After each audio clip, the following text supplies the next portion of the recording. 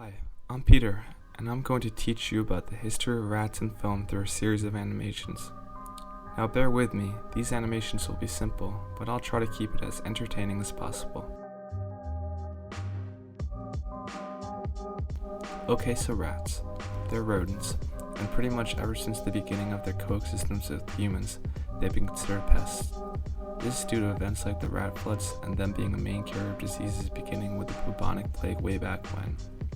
It's no surprise that the way humans have thought about them translates very well over to their representation in film from the very early lab rat films.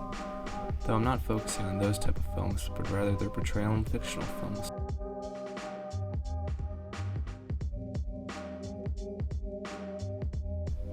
Rats are represented as pests as much in film as they are in real life. They very much have a negative portrayal as minor antagonists, obstacles, or just as vile and gross creatures.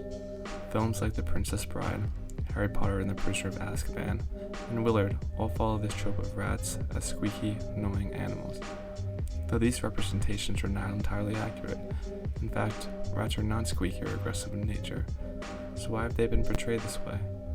Well, obviously rats are pests and can be considered an invasive species, but I think their early involvement in disasters like the bubonic plague and rat floods inspired the early representations of them in myths and other works of fiction.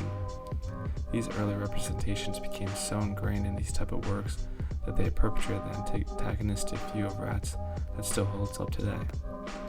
Though the representation hasn't always been as antagonistic, with newer films like Ratatouille.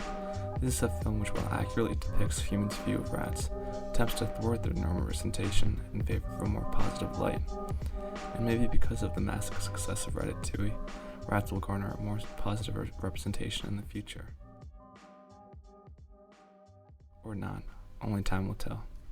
Thank you.